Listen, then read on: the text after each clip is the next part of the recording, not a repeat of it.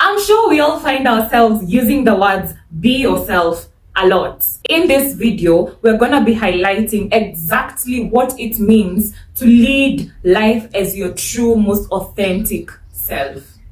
I was there when needed someone who wasn't getting over you. Hello my loves, what's up?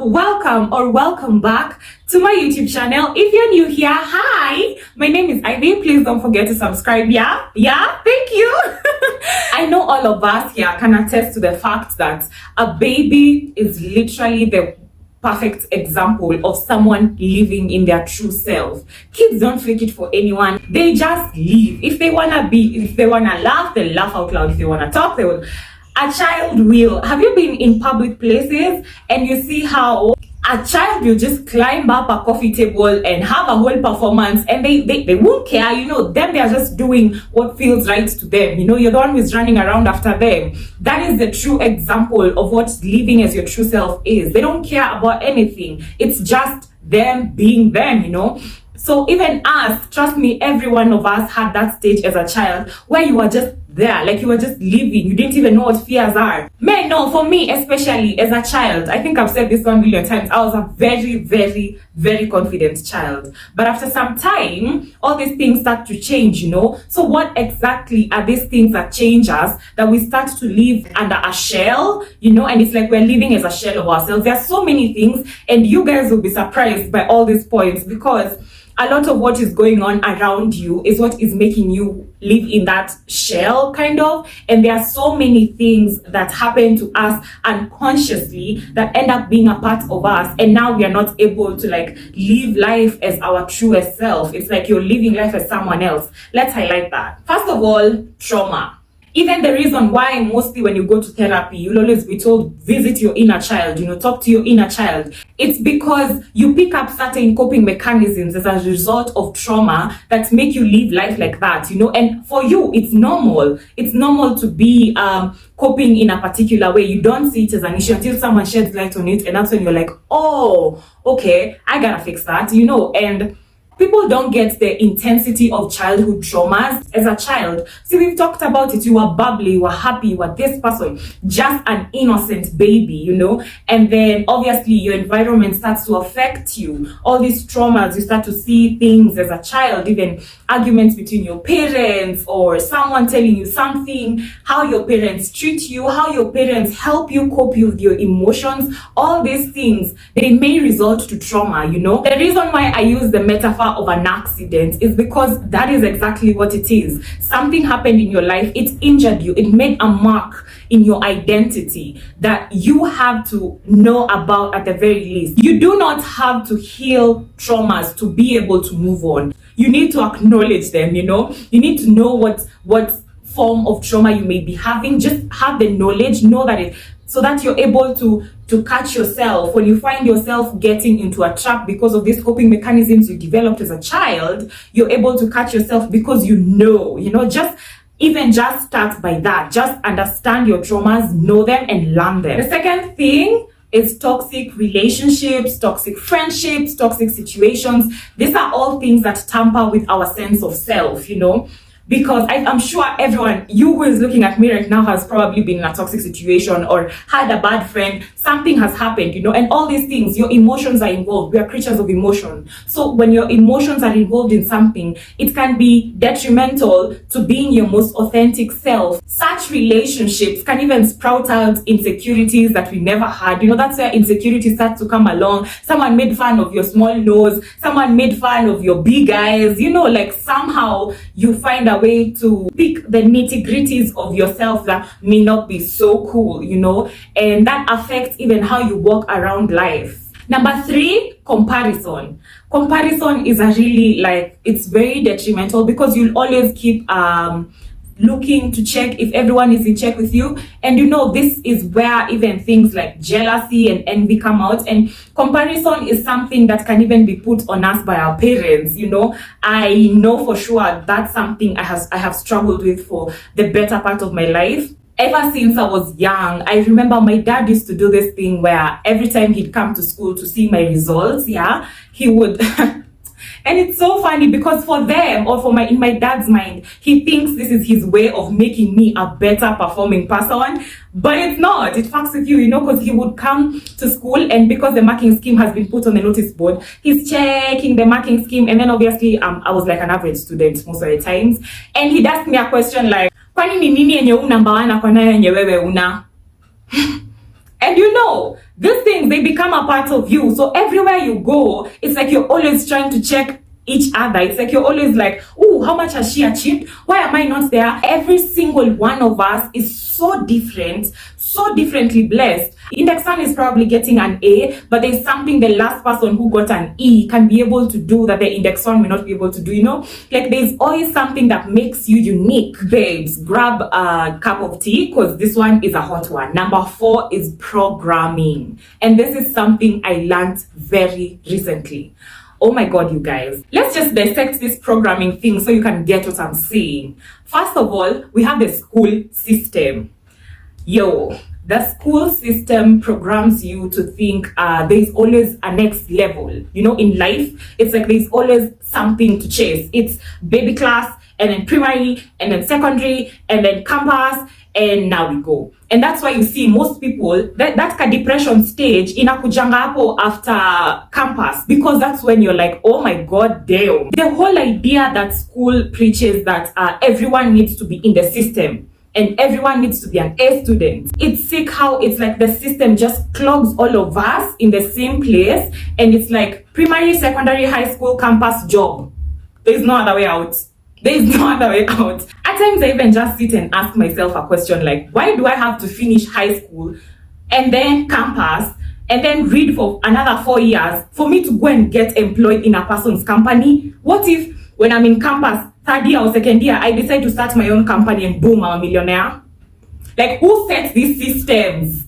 Who sets these systems and said that all the 7 billion of us have to follow the same thing? Honestly, crazy. The school system just teaches people to cram information. Jim Rohn says your mind is not supposed to store information. Your mind is for getting ideas. It's for making ideas. Even the neurological system in your brain has not been meant to store information. That's why memory is very bad. But here we are in school just cramming essays. It's fucked up. Oh my God. Let me tell you.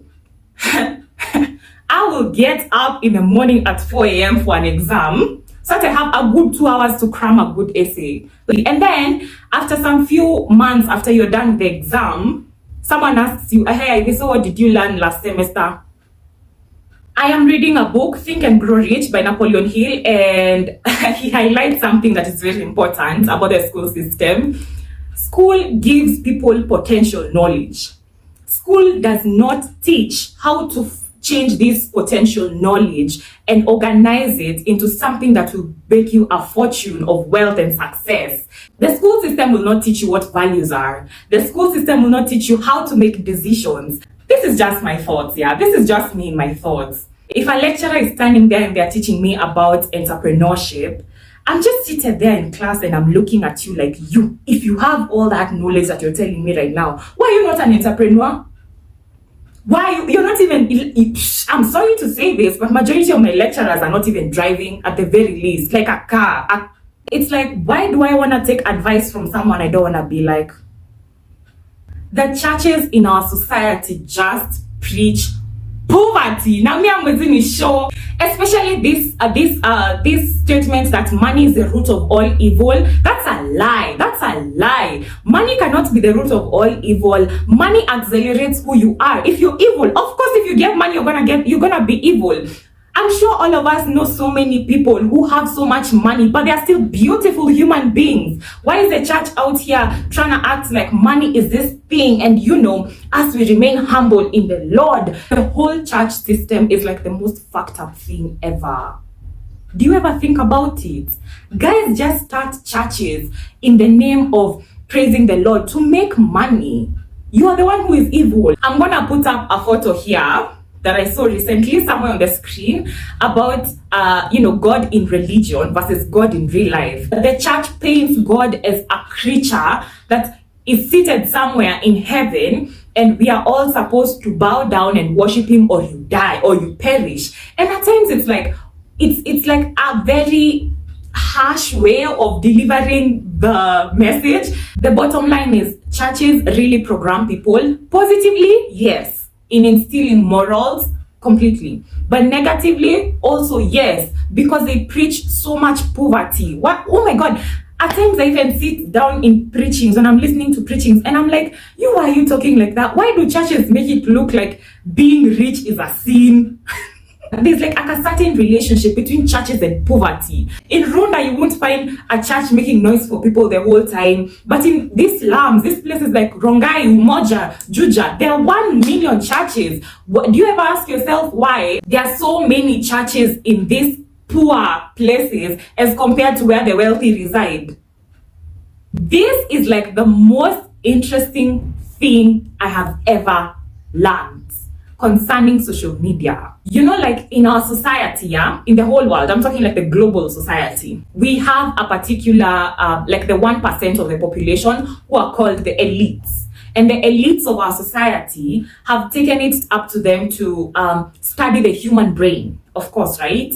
Of course, they've studied a lot concerning the human brain and how you can release more dopamine from human beings. Let me tell you something, baby. Do you know the reason why you're seated there on your phone just scrolling? You know you have shit to do, yeah? But you're just scrolling. You know you have a whole assignment that is pending, but you're just scrolling, yeah? It is because someone somewhere, the elite now, they've sat down and studied how your brain works and how to release more dopamine from your brain. That's why the algorithm on Instagram and TikTok will work to keep you there. Let me tell you, we are walking around like little robots. I kid you not. Because think of how much time you spend on social media. You spend so much, even me, I'm a victim. You spend so much time just scrolling on TikTok until you scroll, and then you fall asleep. First of all, that's a very bad behavior. I also used to do that, but I stopped when I realized how much it fucks up with your creativity, Why do you think even a platform like YouTube is introducing YouTube Shorts? Because they can see the effects of those short videos, and you realize there's a way they have systematically arranged those videos. Yeah, you may not see it obviously because it's only you and your phone. They've arranged those videos to keep you there purposely. Oh my, it's crazy. And when I learned about this, the first thing I did was to schedule how much time I spend on social media. Especially for us, the youth, I think it's crazy. You can scroll TikTok for a whole 3 hours, bruh. I know you can attest to that. But let me tell you so that you can remember that time when you're seated there scrolling. As you're scrolling, someone somewhere is in the TikTok offices trying to understand, how can I release more dopamine? And that brings me to my next point. Instant gratification, especially for this generation, we are dealing with these things because of such things as social media now. You sit down for a hot minute and you're bored, kidogo TikTok. You're bored, kidogo TikTok. Your phone is always hot. And you don't ask yourself why you're so hooked to that thing. It's because of that aspect of releasing of dopamine and the instant gratification that you want. Also, I was reading a book, Atomic Habits, and he talks about how that aspect of instant gratification, especially in the modern society, is a real issue. Let me tell you how. You feel hungry, you just need to put something in the microwave and ding, it's ready. You feel thirsty, you just need to take a cup, go to the dispenser, ready. You need to clean your clothes, you just need to take your machine, put the clothes inside, ready. It's like you need to bake a cake, you just need to do what you gotta do, put the cake inside, ready. Everything is just like this with this modern society, with the levels of technology we have. Everything is instant. And that's why majority of the people in our generation are not even able to wait for success, because success requires a lot of patience, persistence, and you're not able to wait that much. You want to do things the short way because your mind is already used to this release of dopamine and then it's instant. Release dopamine and then it's instant. That's why I've said you get bored to kidogo hivi, TikTok. You get bored kidogo hivi, YouTube. You get bored kidogo hivi, there's something you're doing. You can never get bored and take a book and read. Why? Because that book, I'm speaking facts. I know. Because that book is not gonna bring you that instant gratification that you want. The gratification is gonna take some time. But you see, and also, oh my God, do you know an important fact? The human brain has not evolved for the past tens of thousands of years. Modern society is evolving 50 times faster than the human brain. Isn't that crazy? We are creating things that our own brains are not able to catch up with. I'm really going to insist on social media because all those devices, they form a mentality of what life should be. You're watching people's creativity literally, and doing that for long hours fucks up with your own creativity. I'm not telling you this to scare you. I'm telling you so that you can be aware at the very least. Even when you're scrolling, you're aware that this is someone just posting a moment of their lives. This is not their life. But you see, because we've been programmed by that algorithm that just wants to keep you there. I mean, it's evil if you think about it, that someone somewhere is studying your brain well enough so they can know how much more dopamine can I release. The whole idea of junk food. And this has also been highlighted in the Atomic Habits book. The whole idea of junk food is just to please the eyes. That's why the KFC wrapping looks so appetizing. Even the food itself looks so appetizing, to get that dopamine release out of you so that you can consume more and more and more and more and more, you know? And a watermelon or a banana or a grape does not have that, ooh, looks good. You have to take the chance to go and eat it. It doesn't give you that instant gratification, but what it does is it builds you for the long run. All these things we've discussed, from trauma, comparison, social media, school, the church system, societal standards, all these things have shaped what we are. Are you seeing what I'm saying now? They've shaped what we are. That's why someone cannot sit down and read a self-help book, because in school you have been taught to cram. You have been taught that you just need to get a right answer. And what programming means, I don't think you get the intensity of what I'm saying, my love. What programming is someone literally fixing your brain the way they want it to work. And you'll keep, your brain will keep working the same way, but you're not aware. It's unconscious because this is the only environment you know. But now, because we have all this information of what programming is like, you have to go back now to identifying what your true self is. Shut the noise, shut your ears, minus society, minus the comparison monster, minus social media. Who really are you? And that's why you have to watch out how much time you spend on these apps. Because if you don't, it will just continue killing your creativity the older you grow. The older you grow, the more your creativity dies. Do you really want that for yourself? So how do you find who you really, really are? How do you even know who you really are? The first thing, just being able to sit in silence and reflect is very, very important. Have a moment. That's why I'm saying you have to control how much you spend social media. You can be in the house, your phone is right next to you, yeah? But you just sit. You just sit and do nothing. Yeah, that's what I'm saying. You just sit and do nothing. You just sit there like this. Yeah, that is how you find who you really are. Because the inner voice, it can never lie. And you'll always get like little things. I have started doing that a lot, where I just sit down and just do nothing for like even just 30 minutes, And you realize in that moment, you find out a lot about yourself, even a lot about your thoughts. You're able to be in yourself more. You're able to understand yourself even better, feel your body better. You have your attention on all these other things, school, church, social media, all these things that you forget to sit with yourself and even just feel the physicality of what you are. Self-awareness. You cannot be yourself if you don't know who this self is. Knowing yourself. What are my interests? Minus social media na hizo vitu zote. Because the thing is, even when you ask yourself these questions, because you're already like being programmed by these things, you start thinking in line to what you saw on social media. For example, if you think of like a hobby, and you probably saw someone go swimming, what comes in your mind is swimming. But there are times when you need to just sit and actually avoid. I'll keep screaming here. Avoid a lot of overindulgence in social media. And so you just need to sit there with yourself and just think, me as Ivy, what do I like to do? What are my hobbies? What are my interests? What are my talents? What are my strengths? What are my weaknesses? Remember we talked about traumas.